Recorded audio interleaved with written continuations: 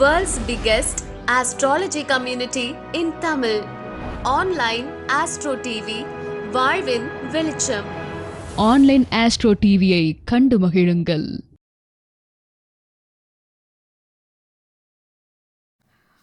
அனைவருக்கும் வணக்கம். எல்லோருக்கும் எல்லாம் கிடைக்கட்டும். நான் உங்கள் MKR.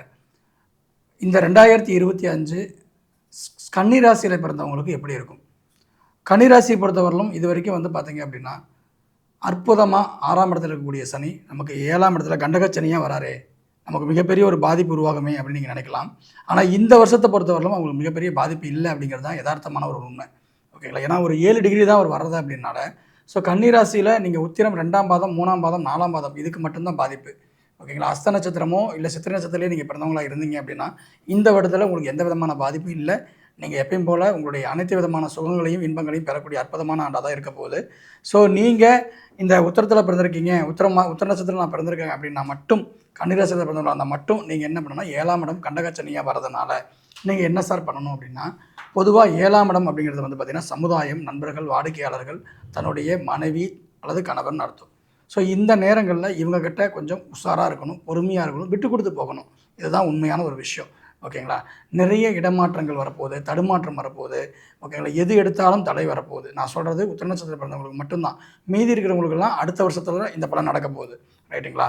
ஸோ அதனால் நீங்கள் என்ன பண்ணணும் அப்படின்னா, நிதானமாக பொறுமையாக விட்டு கொடுத்து போகக்கூடிய தன்மையை ஏற்படுத்திக்கங்க. ஓகேங்களா? 7ல் சனி வரும்போது சந்திரன் என்ற மனோகாரகனை அவர் பார்க்கறதுனால எல்லா இடங்கள்லையுமே உங்களுக்கு அந்த மந்தத்தன்மையானது எதார்த்தம். யாரையும் நம்ப முடியாது. இந்த நேரத்தில் யாரை நீங்கள் ரொம்ப நேசிக்கிறீங்களோ அவங்களே உங்களுக்கு எதிரியாக மாறக்கூடிய சூழ்நிலை இந்த குறிப்பிட்ட காலத்தில் ஏற்பட போகுது. ஸோ அதனால் கொஞ்சம் விட்டு கொடுத்து போங்க, பொறுமையாக பழகிக்குங்க. அதே போல் உங்கள் ராசிக்கு பார்த்திங்கன்னா முக்கிய யோக கிரகமான சனி பகவான் பார்த்திங்கன்னா 7ஆம் இடத்துல போகிறதுனால, ஓகேங்களா, பயணத்தில் எங்கேயாவது வெளியில் போகிறதுனா கொஞ்சம் பொறுமையாக இருங்க, நிதானமாக செயல்படுங்க. ஓகேங்களா? அப்போ பயணத்தில் பொறுமையாக இருக்கணும், எல்லா செயல்பாடுகள்லையும் பொறுமையாக இருக்கணும். இது உத்திர நட்சத்திரம் பிறந்தவங்களுக்கு மட்டும்தான். மீதி நட்சத்திரங்களுக்கு அடுத்த வருஷம் இந்த பலன் நடக்கும் என்பதை மீண்டும் சொல்லிக்கிறேன். அதே போல் வருமானம் நல்லா இருக்குமா சார்?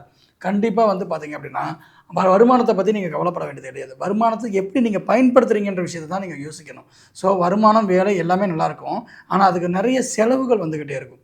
நிறைய பிரச்சனைகள், இடையூறுகள், தடைகள், தாமதங்கள் ஏதாவது ஒரு வந்துக்கிட்டே இருக்கும். முயற்சிகள் ரொம்ப ஒரு 10 தடவை முயற்சி பண்ணால் தான் நடக்கும். அந்த மாதிரி ஒரு சூழ்நிலை தான் ஏற்படுத்தி கொடுக்கும். இதுதான் விஷயம்.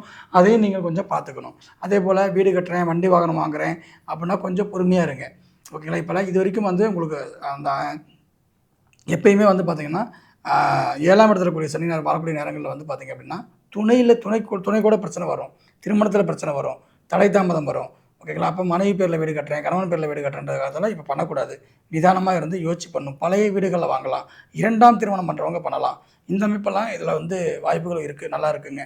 அதே போல் குழந்தைகளை பற்றி ரொம்ப யோசிக்கிறது, அவங்களுக்கு அதை பண்ணணும் இதை பண்ணணும்னு நினைக்கிறது, இதெல்லாம் கொஞ்சம் இது நினைக்காதீங்க.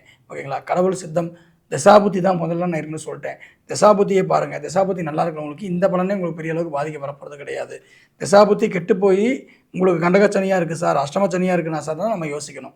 அப்போ தான் நம்ம வழிபாடுகளை சிவிராக எடுத்துக்கணும்.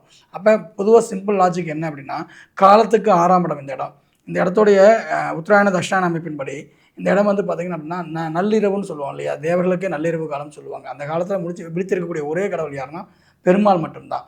ஸோ நீங்கள் திருப்பதி ஏழுமலையான, ஓகேங்களா, அந்த எப்பயுமே வழிபடுறது இந்த ராசிக்காரங்களுக்கு அற்புதமான ஒரு அமைப்புங்க. ஓகேங்களா? திருப்பதி ஏழுமலையான எந்த அளவுக்கு இவங்க வழிபடுறாங்களோ அந்த அளவுக்கு அதோடைய அனுகிரகமானது பரிபூர்ணமாக இவங்களுக்கு கிடைக்கும். ஓகேங்களா? அதே மாதிரி நல்லா நடக்கணும். ஓகேங்களா? ஸோ நடக்கணும் மூலமா, அதுவும் யாருன்னா துணையோட. ஓகேங்களா? வாக்கிங் போகிறாங்களா, 2 பேர் கப்பிள்ஸாக போகலாம். இல்லை இவங்களுடைய துணைக்கு மட்டும் அதிகமாக நடைபயிற்சி கொடுக்க சொல்லணும். சார் என்னால் காலையில் நேரம் ஹோம் ஒர்க் இருக்குது சார், வீட்டு வேலை இருக்குது சார்னா சாயங்காலம் 6 மணிக்கு போங்க. ஓகேங்களா? ஒன்று காலைல 6 மணி இல்லை சாயங்காலம் 6 மணிக்கு அந்த ப்ராக்டிஸை நீங்கள் எடுத்துக்கோங்க. அதே போல் பார்த்திங்கன்னா 7ஆம் இடம்ங்கிறது பார்த்திங்க அப்படின்னா எப்பயுமே துணைக்கிட்ட ஒரு மெடிக்கல் செக்கப், யாருக்கு கன்னிராசியில் பிறந்தவங்க அவங்களுடைய துணையை ஒரு மெடிக்கல் செக்கப் எடுத்துக்க சொல்லுங்கள். கண்டிப்பாக ஒரு நல்லதுங்க. ஒரு தேவையற்ற ஒரு விரயத்தை நீங்கள் இதுக்கு பண்ண முடியும். உங்களுக்கு 6ல் ராகு, 12ல் கேது. 6ல் ராகு இருக்கிறது அபூர்வமான ஒரு விஷயம். 12ல் கேது இருக்கும்போது தூங்குறதுக்கு முன்னாடி ஒரு விநாயகருடைய மந்திரங்களை சொல்லுங்கள். அல்லது பார்த்திங்கன்னா ஏதாவது ஒரு கோயிலுக்கு போயிட்டு வந்திருப்பீங்க இல்லையா, அந்த கோயிலுக்கு போய்ட்டு வந்த விபூதியை நைட்டில் நல்லா அந்த தெய்வத்தை நினச்சிட்டு நல்லா விட்டுட்டு ஒரு 5 நிமிஷம் தியானம் பண்ணிவிட்டு பொறுமையாக அதை நீங்கள் பண்ணுங்கள். ஓகேங்களா? அழகாக படுங்க, அற்புதமான ஒரு தூக்கம் உங்களுக்கு வரும். இந்த கன்னிராசியை பொறுத்தவரையிலும் தூக்கம் மட்டும் கெட்டு போகக்கூடாது. தூக்கம் கெட்டு போச்சு அப்படின்னாவே உங்களுக்கு பிரச்சனை வரதுக்கான ஆரம்பிச்சிருச்சுன்னு நீங்கள் நினச்சிக்கணும். ஸோ இவங்களை பொறுத்தவரையிலும் என்னென்னா, கன்னிராசி இது வரைக்கும் ரொம்ப அற்புதமான ஒரு யோகங்கள் பெற்றிருந்தாலும் கூட இனி வரக்கூடிய அடுத்தடுத்த ஆண்டுகள் நிதானம், பொறுமை எல்லா இடங்கள்லையுமே ரொம்ப கால்மாக இருக்கிறது ரொம்ப நல்லதுங்க. ஓகேங்களா? தேவையில்லாத வாக்குவாதம் போகக்கூடாது, வம்புவழக்குள்ள போகக்கூடாது. என்ன பண்ணுறோமோ அதை பண்ணிவிட்டு நம்ம அமைதியாக இருந்துக்கணும். நம்ம உண்டு நம்ம வேலை உண்டுன்னு இருந்துக்கணும். அந்த மாதிரி போயிட்டாங்க அப்படின்னா அடுத்த ஆண்டுகளும் கூட இந்த பலன் அப்படியே நம்ம எடுத்துக்கலாம். ஓகேங்களா? சிம்பிள். நம்ம செய்யக்கூடிய வேலையில் சரியான பாதையில் அழகாக நம்ம போய்கிட்டே இருக்கணும். நல்ல வேலை கிடைக்காதவங்களும் வேலை உண்டு. ஆனால் தொழில் செய்கிறவங்க கொஞ்சம் உஷாராக இருந்துக்கணும்.